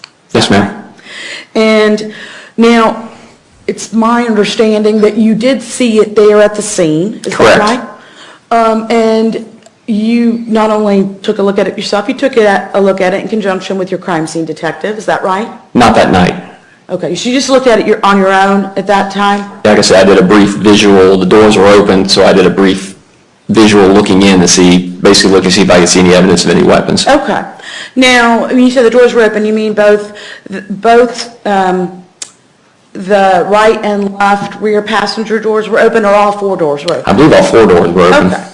So with all 4 doors open, you're taking a look inside the interior of the SUV. At that time, you don't make note of this tripod underneath the seat. Is that right? That's correct. Okay. You also don't make note of the projectile fragment at that point that's on the floor of the rear seat on the right-hand side. Is that right? Yeah, because I don't recall seeing it. Okay. Now, you go back and take another look at that Durango SUV 4 days later. Is that right? Yes, I believe so. Okay. Now, you go back and take a look at it for several different purposes. Is that right, sir? Yes. Okay. Now, based on your interviews with the occupants in the car, you go back to that car to check the child locks. Is that right? That is correct. Now, and by child locks, what I'm referring to is the lever that's found on the inside of a car door. Is that right? Is that your understanding as well, sir? Yes, ma'am. Okay. And they're on the back seats for people to use for the protection of, that's exactly what they're called, child safety locks. Is that right? Yes, ma'am. Okay. So a child riding around in the back seat can't open the door on its own and potentially get hurt, right? That's their purpose, yes. Okay. And they have a little sticker there that says, this is what it is. You push up to engage and push down to disengage, correct? I believe so, yes, ma'am. Okay. And this particular car, the SUV, had that same little sticker that says, pull up to engage. Is that right? I'd have to refresh my mind. There was something that indicated where the child locks were located, yes. Okay. And at the time that you went back to examine the child locks were disengaged, correct? Yes. Okay. That means the child locks were off, right? Correct. And that means that an occupant of the rear seat of that Durango, if the child locks were off, could have opened that door from the inside of the car, correct? If they were off, you could open it from the inside, yes, ma'am. And sir, did you change the position of the child locks at any time? No, ma'am, I did not. Did Detective Oliver change the position of the child locks at any time? Not that I'm aware of. Would any trained police officer, knowing the value of maintaining the integrity of physical evidence, have made a change based on your training to those child locks? As improper and Sustained.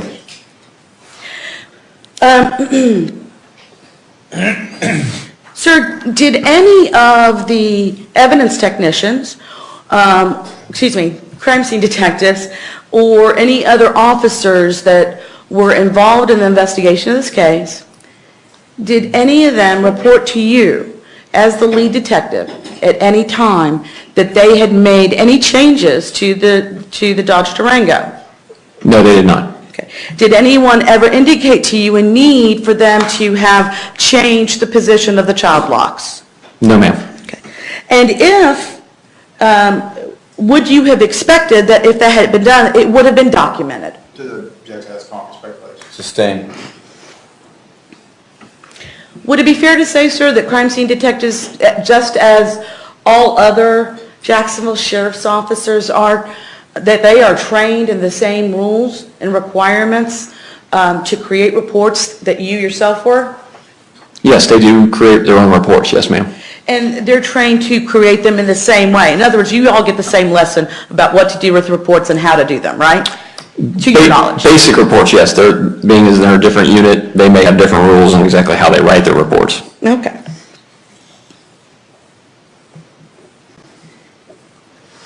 Now, sir, you testified on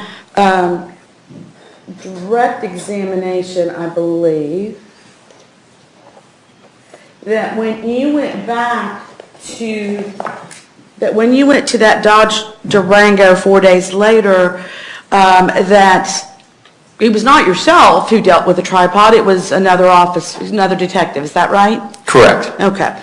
And that you said it could not be removed while someone was sitting on the seat? Yes, ma'am. Just to make sure I'm clear, sir, is it that the weight of a person on the seat, or the fact that the car door is there? What, if you know, since you didn't do it yourself, what, if you know, was the impediment to the removal of that tripod? Not having done it, I believe what it would look like is just when you're in the seat, it doesn't appear to be enough room to reach directly underneath and pull that item out. Okay, so you didn't do it yourself. No, ma'am. But what you're not saying it's the weight or anything else. You're saying that, if I may just step around, Your Honor? Yes, ma'am. Okay. What you're saying was that if someone was sitting in that seat, that they couldn't reach directly down underneath the seat and pull it out. Is that right? The only way it appeared visible to get it out was you would have to have the door completely open and stand outside to get underneath the seat. Okay. Now, sir, but you were not, since you didn't actually do it yourself, aware that there was actually an opening just to the side of directly beneath where the person would be sitting. Yeah. No, ma'am. Okay. And that through that opening just to the side, that you could actually reach underneath that back seat. To the objection has conference speculation. Your Honor, he elicited, if I may. Well, I don't think he knows it, but it sounded like, but if you do, answer it. Based on how you're describing it, and with the item was running lengthwise, even if you could slide your hand in here, you would still have the seat blocking. There wouldn't be any way that I can see you could get a hand on it to do anything with it. And sir, you actually didn't sit in that car seat and do any of this, right? No, ma'am. Okay. Now, the other thing, sir, is what you can say from your examination. And by the way, did you ever take it out and measure it? No, ma'am. Okay. Did you photograph it? Did you take it out and photograph it? No, ma'am. Okay. And what you can say from your examination of the car 4 days later is that that's where the tripod was at the time that the Durango was taken into custody by the Jacksonville Sheriff's Office, correct? I would believe so, yes, ma'am. Okay.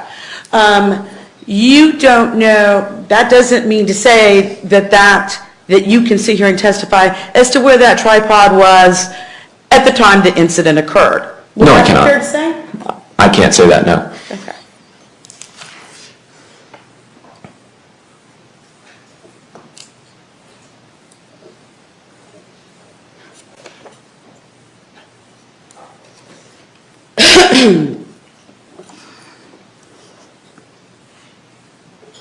And by the way, sir, this event that you've just talked about, where yourself and another detective from your department went out and tested whether or not this tripod could be removed, that's not something that's in your report, is that right? That's correct. Okay, so this test that y'all did to see if this thing could be taken out is not included in your 31-page No, ma'am. homicide supplemental report? No, ma'am.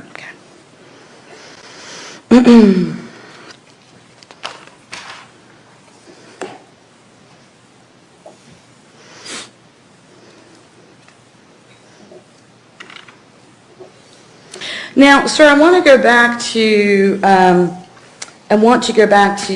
the scene for just a minute.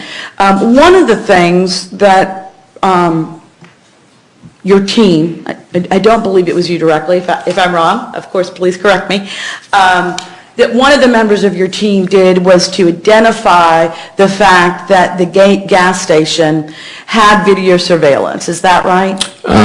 Actually, the original, when I arrived on scene, patrol officers had already obtained a copy of the surveillance video. Okay, so from a different department of the Jacksonville Sheriff's Office, but still people you work with, is that right? Yes, ma'am. Okay, so now what you discovered was that this video was only within the interior of the Gate gas station, is that right? That is correct. And by that, you mean that there weren't any cameras stationed outside the building, correct? We have no video of any of the occurrence outside of the business, yes. Okay, but there were multiple angles being recorded from within the business, is that right? That's correct. Okay, so while the video that y'all obtained shows the counter, or one particular area of the counter at the time that certain audio is played, there were multiple other angles, some of whom were pointed towards the exterior. Is that right, sir? I know there were multiple cameras, yes, ma'am. Okay.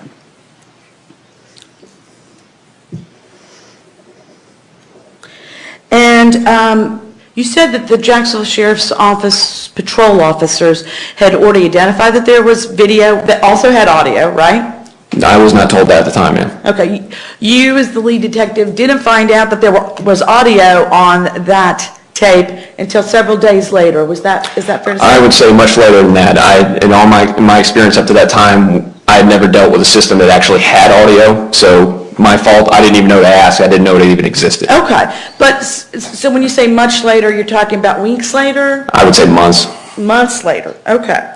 And you would have known that as soon as you watched the video, correct, sir? No, ma'am. When we watched it in the video, when it played on our computers in our office, there was no sound coming out. There's nothing indicated there was sound. Because your particular computer didn't automatically play the audio. Other computers did play the audio. Apparently so, yes, ma'am. All our computers have different programs on them. My computer would not even bring up the video. Originally, we had to find another detective's computer who would actually allow it to even be played. Okay, so there were some ways that it could be played that the audio would have come through. You didn't get the benefit of that immediately, is that right? Correct. Okay. However, knowing that there was video surveillance within the Gate gas station, to your knowledge, the Gate gas station employees never cut that surveillance off, right? Not that I'm aware of, no, ma'am. Now, it's typical practice at a crime scene for the Jacksonville Sheriff's Office to try to identify potential witnesses, correct? Yes, ma'am. And then detain them. Yes, ma'am. For either patrol officers or detectives to take their statements. Is that right? Correct. And as Mr. Guy already pointed out, there was the taking of several statements at the scene and then some later at the homicide office. Is that That's right? correct. Okay. But before those statements could be taken, the witnesses are identified and gathered and kind of put in a holding pattern, so to speak, until you guys have the chance to get to them, right? I know the patrol officers had witnesses go inside the business so they could keep an eye on where they were so they wouldn't lose track of them. Okay. So, and in this case, there were multiple potential witnesses because of other customers that were there at the gas station. Is that right, sir? Yes, ma'am. And of course, employees that were there at the gas station. Yes, ma'am. And then the three other guys who were in the car, right? Correct. Okay. So all of those people at one point or another were gathered in the Gate gas station waiting to be either interviewed there at the scene or at some other location. Is that right, sir? Witnesses, yes. I can't testify to the three individuals in the Durango, whether or not they were ever actually inside the business. Okay. But you certainly knew that that was a place that they were, other witnesses were kept, right? Correct. And if hypothetically, those three other guys said that they were placed there, you're not saying that that's wrong, are you? Sustained.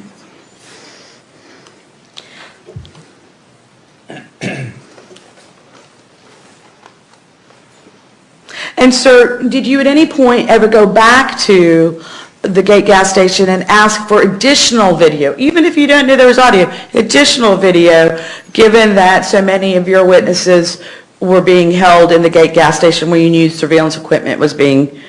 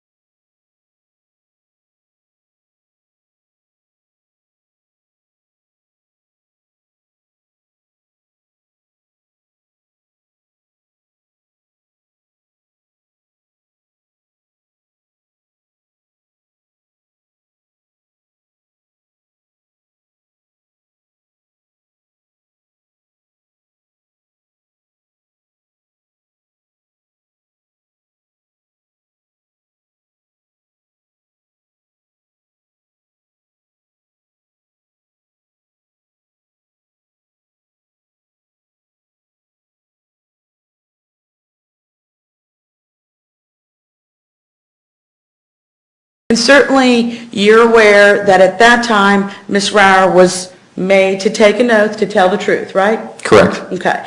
And that's an oath that has the same effect as the oath you took when you took the stand here today, right? Yes, ma'am. Is that any witness would take when they come to court and testify, correct? Yes, ma'am.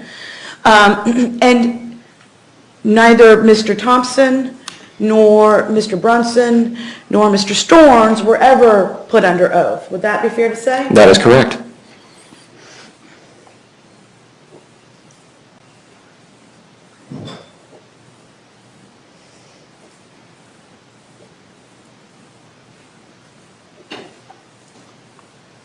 Now, another person that you interviewed in conjunction with this case was Mr. Michael Dunn. Isn't that correct, sir? Correct. And at the time that you interviewed Mr. Dunn, Mr. Guy? Yeah, I'm waiting for her to finish the question. She stopped for you, so once you started to Well, I'm stand going to up. object as to this as subject to a limited motion that we've already covered. Sustained. sir, may I approach, Your Honor? Just Sure. for clarification, thank you. With the court reporter.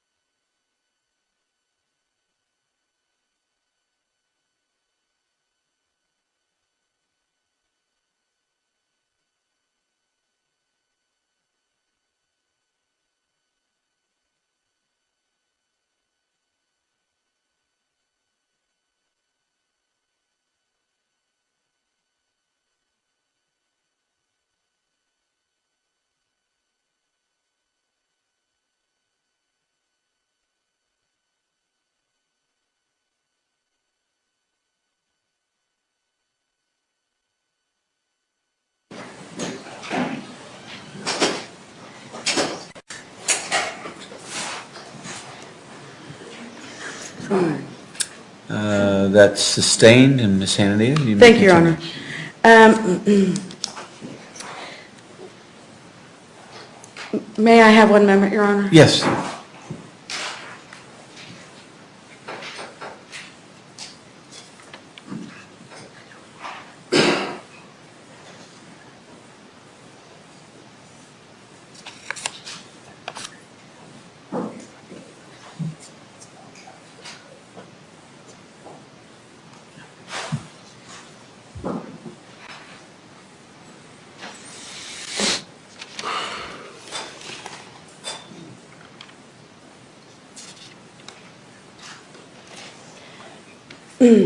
Thank you, Your Honor, for that moment.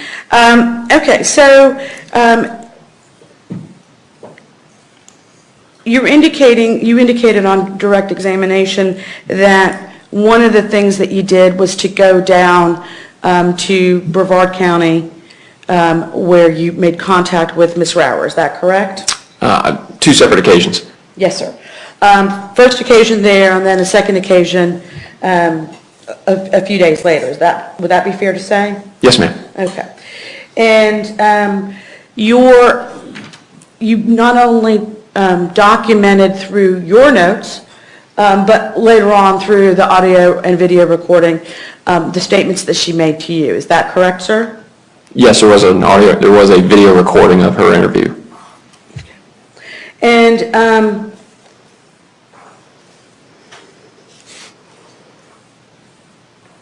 now, when you made contact with Ms. Rower, this was the following day. Is that right, sir? It was Saturday the 24th. Okay. Yeah, that would have been the day after this incident occurred. Yes, ma'am. And she was frightened when she came into contact with the police. Would that be fair to say? I don't know if I use the term frightened. Well, she was scared of what might be happening to her. Not necessarily, I'm saying of you or your actions. She was concerned about her own future. Would that be fair to say? To then reject it as common speculation. Not if, Overruled if he knows. My recollection of her is that she was just very upset. It had been a traumatic incident as far as I don't recall her being anything directed at herself. She had just been through a traumatic event, and it was, you could tell it was very disturbing to her. but she thought that she could get arrested because she was present. Isn't that right, sir? I believe she had that idea, yes, ma'am.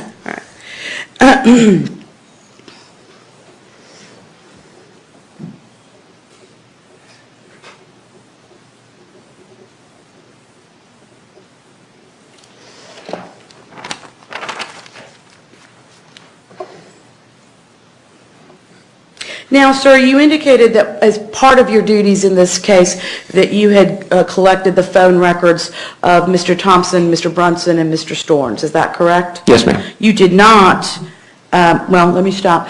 You have the ability as a law enforcement officer to also, if the carrier provides it, order such things as text messages and other downloads related to cell phones. Is that correct? I can. It takes a little more than a subpoena. Most companies now require a full search warrant before we can get anything like text messages and things like that. Sure, but that wasn't the case 2 years ago. It was at least a court order. Okay. Yeah. Oh, yes. I understand. But you have much more stringent requirements now to get that information than you did 2 years ago. That's about right. Yes, ma'am. Okay. Now, and these were 17 and 18-year-olds. It was their phone records that you sought. Is that right? Correct. Okay. At least as to the phone call detail, right?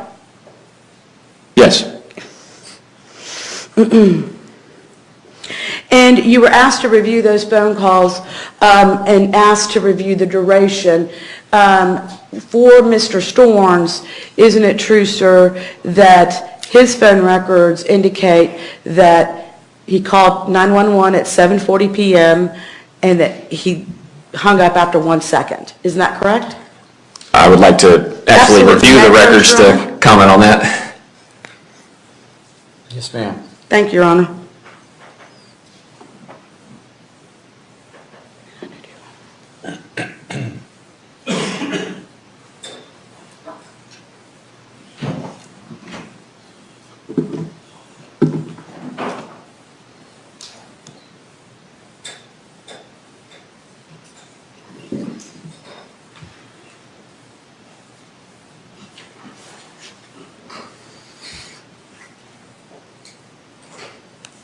Detective Musser, I am handing you what's been introduced in State's Exhibit number 200 and State's Exhibit number 198.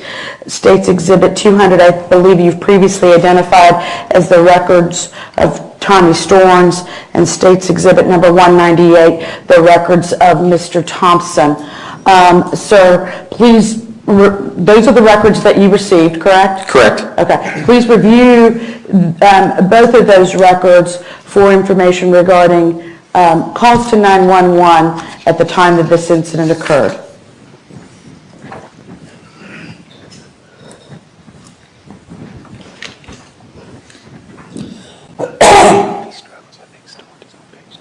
Okay.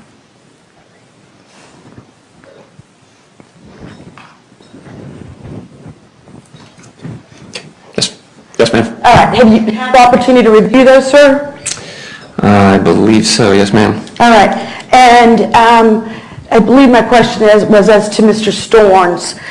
Isn't it correct, sir, that his call was made to 911 at 7:40 p.m. and lasted 1 second? That's correct. Okay. And then but it is also true, if you would just keep those out, it's also true that Mr. Storms made a number of other calls that lasted much longer in the minutes following that aborted call to 911. They were longer than 1 second. Yes, ma'am. And they were a minute, perhaps longer, and then multiple calls, correct? Only one of them I see actually made it to a minute. The rest are less than a minute. Okay. Now, going to Mr. Thompson's calls, it's true, sir, that his records reflect that a 911 call was made at 7:43 p.m. Correct. Okay. And Your Honor, if it's okay, I'll just collect those later so that. Sure. Thank you, sir.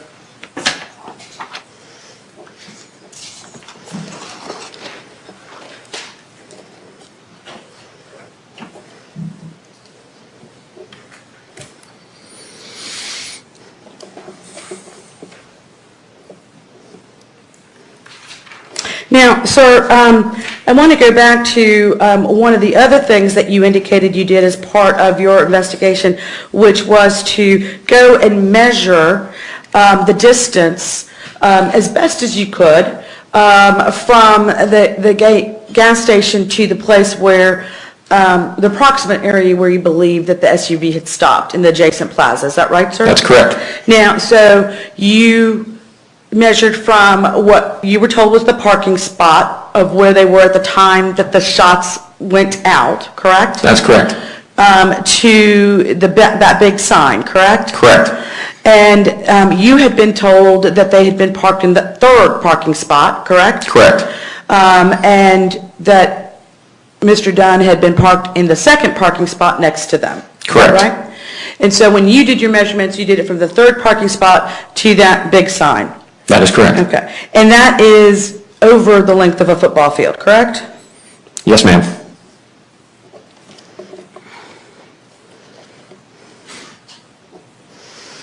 Now, the other thing, sir, is that because you did not receive all the 911 calls that first night, correct? That is correct. In spite of the fact that you'd asked for them? Yes. Right? Okay. But at some point, at a later time, you actually received Chris LeBlanc's and Alyssa LeBlanc's 911 calls. Yes. So it wasn't until much later that you heard Mr. LeBlanc's statements that they had seen this SUV, correct? Yes, it would have been on Friday the 30th, I believe. Okay. And that you first heard this? Yes, ma'am. So that would have been November 30th of 2012? Yes, ma'am. So that would have been 7 days after the shooting? Yes, ma'am. Okay. And so it wasn't until then that you heard Chris LeBlanc's statement that it looked like the guys were stashing something in the vehicle. Is that right? I believe that's the term he used on the 911 call. Yes, ma'am. Okay.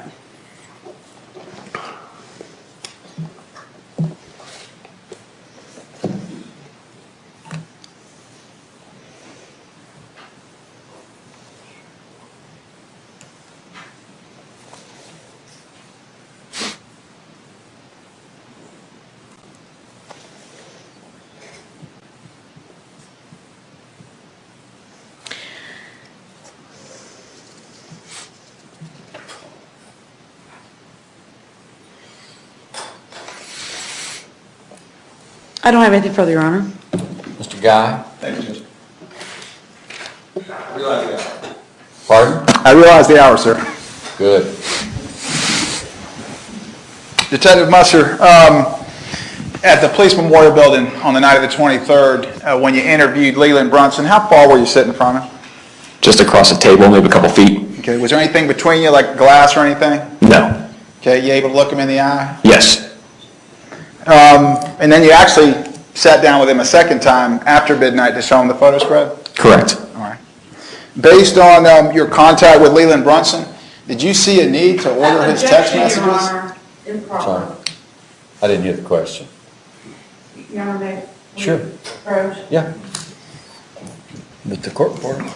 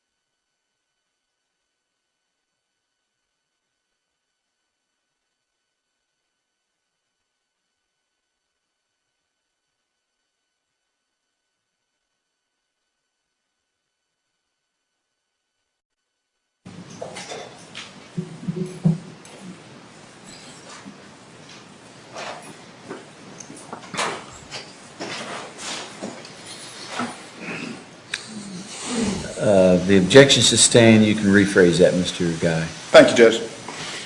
Detective, after meeting with Leland Brunson those 2 times, once before midnight and once after, why didn't you order his text messages?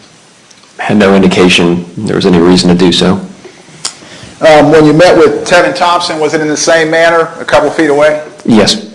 Anything between you? No. You met with him twice? Yes. Why didn't you order his text messages? There was nothing about what he was telling me that made me believe that I needed to do that. I'm going to object that this witness is offering an opinion that's improper, and I would ask that it be stricken. Sustained, we'll just strike that. Ladies and gentlemen, you don't need to consider that part. The fact of the matter is the text messages were not ordered. And you met with Tommy Storns once, was it in the same manner, in an interview room just a couple feet apart? Yes. All right. Let me go back to a second to this tripod test, if Correct. you will. Who actually sat in the seat and put their hand under there? Detective Oliver. Okay, where were you when that happened? Standing outside the vehicle. About how far from Detective Oliver? A couple feet. Were you present the whole time he was maneuvering or trying to maneuver the tripod? Yes, sir. Have you ever seen a shotgun with 3 barrels that kind of stick out like this? I've never seen one, no. You ever seen a shotgun with 4 barrels that stick out like that? No, sir.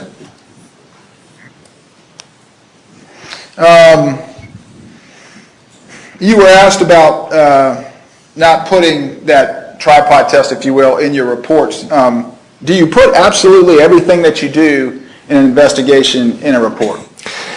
Not always with a situation like that. When we did that, quite honestly, I looked at it and thought, Objection, Your Honor, irrelevant. Sustained. okay.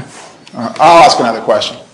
Do you have any doubt about your memory of Detective Oliver trying to maneuver the tripod? No, sir. You were asked about searching the plaza that is next to the gate station that night. Correct. Okay. After you met with Leland Brunson and Tevin Thompson and Tommy Storns, did you go back out and search the plaza? Not that night, no. Why not? Had no indication there was anything of evidence out there. In the scene itself, actually inside the scene, there were shell casings on the ground. Yes. Okay. Was there any indication at or around the gate station that another firearm had been used? That is, more than one firearm? No. The shell casings appeared to be of the same caliber and so on? Yes, they all appear to be the same. And you were asked about the fact that the plaza wasn't taped off. Were there any police cars out there that night? Yes. Can you give the members of the jury an idea of how many? I would say somewhere probably 8, 9, 10. And by police cars, I mean like the white patrol cars with the blue bar and the shield on the side? Yes. Any detective cars out there that night? Would have been 2 unmarked cars out there that night. Nevertheless, you were asked about sending 2 detectives from your team back out to the plaza 4 days later. Correct. And they were looking for surveillance footage? Yes. And they were looking for weapons? Correct. Did they report to you that they found any firearms of any kind? No. Did they report to you that they found any shell casings of any kind? No. Did they report to you that they found any live ammunition of any kind? No. Any shotgun shells? No. Any weapons? No.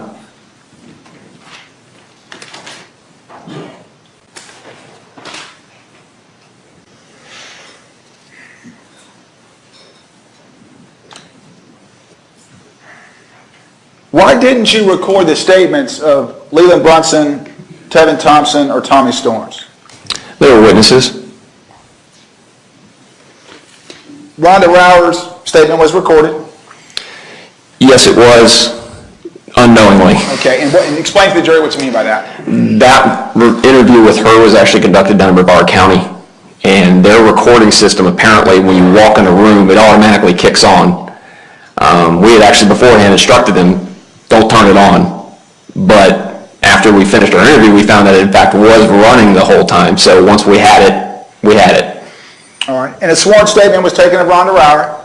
Correct. Whose decision was that? Ms. Wolfson? Okay, did Ms. Wilson sit at the table in front of me? Yes. All right. A sworn statement was taken that evening, and I'm going back now to the 23rd, of Sean Atkins. Whose decision was that? Ms. Wolfson's. Was Ms. Wilson present at the police station the night of the 23rd? Yes, she was. At the same time that Leland Brunson and Tommy Storms and Tevin Thompson were there? Yes, she was.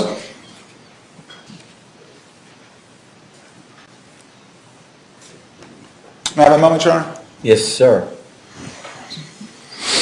Nothing further, thank you, sir. May he be excused? Subject to recall, yes, sir.